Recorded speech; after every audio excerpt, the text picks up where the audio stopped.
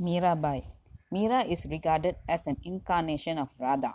She was born in somewhat 1557 or 1499 AD in the village Kurki near Mehta, a small state in Mawar, Rajasthan. Mira was the daughter of Ratan Singh Ranthor and the granddaughter of Dudaji of Metra. The Ranthors of Metra were great devotees of Vishnu. Mirabai was brought up amidst Vaishnava influence, which modeled her life in the path of devotion towards Lord Krishna. She learned to worship Sri Krishna from her childhood. When she was 4 years of age, she manifested religious tendencies. Once there was a marriage procession in front of her residence. The bridegroom was nicely dressed. Mira, who was only a child, saw the bridegroom and said to her mother innocently, "Dear mother, who is my bridegroom?" Mira's mother smiled, and half in jest and half in earnest, pointed towards the image of Sri Krishna and said, "My dear Mira, Lord Krishna, this beautiful image is your bridegroom." Child Mira began to love Lord Krishna very much. She spent much of her time in bathing and dressing the image. She worshipped the image. She slept with the image. She danced about image in ecstasy. She sang beautiful songs in front of the image. She used to talk to the idol. Mira's father arranged for her marriage with Rana Kumbha of Chittor in Mewar. Mira was a very dutiful wife. She obeyed her husband's commands implicitly. After her household duties were over, she would go to the temple of Lord Krishna, worship, sing, and dance before the image daily. The little image would get up, embrace Mira, play on the flute, and talk to her. Rana's mother and other ladies of the house did not like the ways of Mira, as they were worldly minded and jealous. They were all annoyed with her. Mira's mother in law forced her to worship Durga and admonished her often. But Mira stood adamant. She said, "I have already given up my life to my beloved Lord Krishna." Mira's sister in law, Udabai, formed her conspiracy and began to defame the innocent Mira. She informed Rana Kumbha that Mira was in secret love with the others, that she, with her own eyes, had witnessed Mira in the temple with the lovers, and that she would show him the persons if he would accompany her one night. She further added that Mira, by her conduct, had brought a great slur on the reputation of the Rana family of Chittor. Rana Kumbha was very much enraged. He straightway ran with sword in hand towards the inner apartments of Mira. Fortunately, Mira was not in her room. A kind relative of the Rana checked him and said, "Look here, Rana, do not be in haste. You will repent later on. Consider well, inquire into the matter very carefully. Find out the truth. Mira is a great devotional lady. What you have heard now may be a wild rumor only. Out of sheer jealousy, some ladies might have concocted a cock and bull story against Mira to ruin her. Be cool now." Rana Kumbha agreed to the wise counsel of his relative. The Rana sister took him to the temple at that night. Rana Kumbha broke open the door, rushed inside, and found Mira alone in an ecstatic mood talking to the idol. Then Rana said to Mira, "Mira, with whom are you talking now? Show me this lover of yours." Mira replied, "There sits he, my lord, the Nanikora who had stolen my heart." She fainted. There was a wild rumor that Mira was mixing freely with sadhus. She no doubt had great regard of sadhus and mixed freely with them. Mira never cared a bit for the meaningless scandals. She stood unruffled. Mira was persecuted in various ways by the Rana and his relatives. She got the same treatment which Prahalad got from his father Hiranyakasipu. Hari shielded Prahalad. Here, Sri Krishna always stood by the side of Mira. Once the Rana sent a cobra in a basket to Mira with the message that it contained a garland of flowers. Mira took her bath and sat for worship. After finishing her meditation, she opened the basket and found inside a lovely idol of Sri Krishna and a garland of flowers. Then the Rana sent her a cup of poison with the message that it was nectar. Mira offered it to Lord Krishna and took it as his prasad. It was real nectar to her. Then the Rana sent her bed of nails for Mira to sleep on. Mira finished her worship and slept on the bed of nails. Lo, the bed of nails was transformed into bed of roses.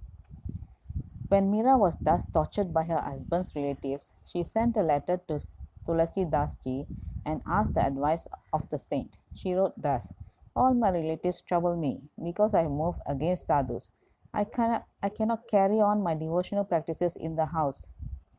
I have made Giridhar Gopal my friend from my childhood. I am strongly attached to him. I cannot break that attachment now." Tulasi Das ji sent a reply: "Abandon those who do not worship Rama and Sita as if they are your enemies, even though they are your dearest relatives." Prahlad abandoned his father. Vibhishana left his brother Ravana. Bharata deserted his mother. Bali forsook even his guru. The gopis, the women of Raja, disowned their husbands in order to attain the Lord. Their lives were all the happier for having done so. The opinion of holy saints is that relations with God and love of God alone is true and eternal. All the other relationships are unreal and temporary. Once Akbar and his court musician Tansen came in disguise to Chittor to hear Meera's devotional and inspiring songs. Both entered the temple and listened to Meera's soul-stirring songs to their heart's content. Akbar was really moved. Before he departed, he touched the holy feet of Meera and placed a necklace of emeralds in front of the idol as a present. Somehow the news reached the Rana that Akbar had entered the temple in disguise, touched the feet of Meera, and even presented her a necklace. Then Rana became furious. He told Meera, "Drown yourself in river and never show your face to the world in future. You have brought great disgrace to my family." Meera obeyed the words of her husband. She proceeded to the river to drown herself. The name of the Lord Govind, Giridhari, Gopal were always on her lips. She sang and danced in ecstasy on her way to the river. When she raised her feet from the ground, a hand from behind grasped her. She turned behind and saw her beloved Krishna. She fainted. After a few minutes, she opened her eyes. Lord Krishna smiled and spoke to her these words: "My dear Meera, your life with this mortal husband is over now. You are absolutely free. Be cheerful. You are mine. Immediately proceed to the bowers of Raja and avenues of Brindavan. Seek me there, my child. Be quick." He then disappeared. Meera obeyed the divine call immediately. She walked barefoot on the hot sandy beds of Rajasthan. On her way, she was received by many ladies, children, and devotees with great hospitality. She reached Brindavan. She found out a flute bearer there. She went about Brindavan begging for her food and worshipped in the Govinda Mandir, which has since become famous and is now a place of pilgrimage. Her devotees of Chittor came to Brindavan to see Meera. Rana Kumbha came to Meera in the disguise of a menitan, revealed himself and repented for his previous wrongs and cruel deeds. Meera at once prostrated before her husband. Jiva Gosain was the head of Vaishnavites in Brindavan. Meera wanted to have darshan of Jiva Gosain. He declined to see her. He sent word to Meera that he would not allow any woman in his presence. Mirabai retorted, "Everybody in Brindavan is a woman. Only Giridhar Gopal is Purusha. Today only I have come to know that there is another Purusha besides Krishna in Brindavan." Jiva Gosain was put to shame. He thought that Meera was a great devotional lady. He at once went to see Meera and paid her due respects. Meera's fame spread far and wide. So many princesses and queens have come and gone. So many Ranis, Kumaris, and Maharanis have appeared on the stage of this world and vanished. How is it that the Queen of Chittor alone is still remembered?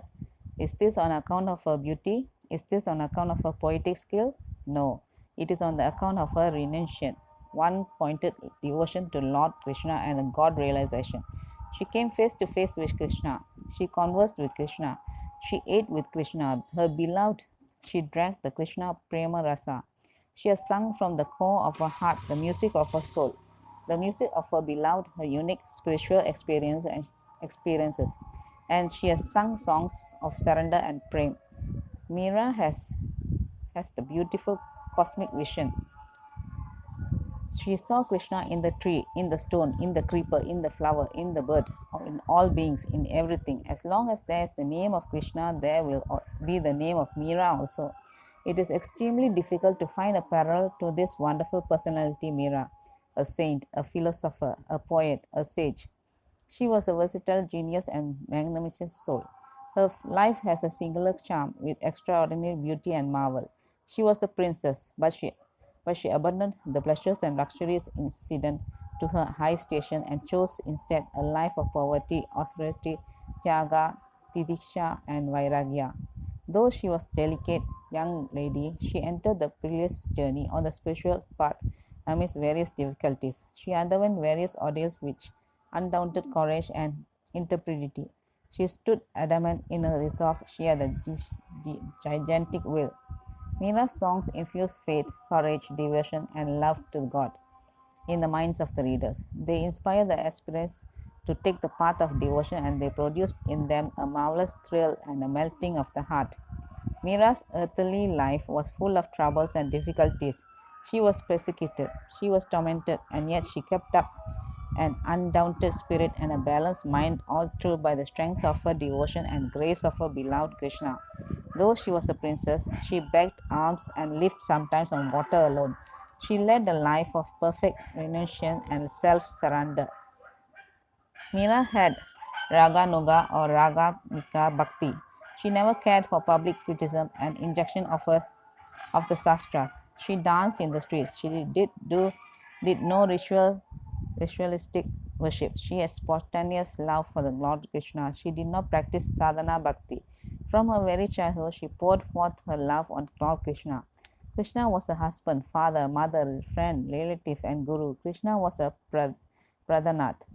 Meera had finished the preliminary modes of worship in a previous birth. Meera was fearless in her nature, simple in her habits, joyous in her disposition, amiable in her deportment, graceful in her behavior, and elegant in her demeanor. She immersed herself in love of Giridhar Gopal. The name of Giridhar Gopal was always on her lips. Even in her dreams, she lived and had her being in Sri Krishna. In her divine intoxication, Meera danced in public places. She had no sex idea. Her exhalated state could not be adequately described in words. She was sunk in the ocean of prem. She had no consciousness of her body and surroundings. Who could gauge the depth of her devotion? Who could understand her internal premamaya state of Mahabhavya? Who could measure the capacity of a large heart? Meera wafted the fragrance of devotion far and wide. Those who came in contact with her were affected by a strong current of prem. Meera was like Lord Gauranga. She was the embodiment of love and innocence. Her heart was a temple of devotion. Her face was the lotus flower of prem. There was kindness in her look, love in her talk, joy in her discourses, power in her speech, and favor in her songs. What a marvelous lady! What a wonderful personality! What a charming figure! Mira's mystic songs act as a soothing balm to the wounded hearts and tired nerves of those who toil in this world with the heavy burden of life. The sweet music of her songs exerts a benign influence on the hearers, removes discord and disharmony, and lulls them to sleep. Mira's language of love is so powerful that even a downright hasty will be moved by her devotional songs. Mira acted her part well on the stage of the world. She taught the world the way to love God. She rowed her boat dexterously in a stormy sea of family troubles and difficulties and reached the other shore of supreme peace and absolute fearlessness, the kingdom of supreme love. She belonged to the gentle fair sex, and yet how undaunted in spirit and how courageous she was. Though she was young, she bore the persecution silently. She endured the piercing taunts and sarcastic criticisms of the world bravely. She has left an indelible impression on the world, and her name will be handed down to posterity. From Vrindavan, Meera proceeded to Dwaraka. There she was absorbed in the image of Lord Krishna at the temple of Rankot. The end.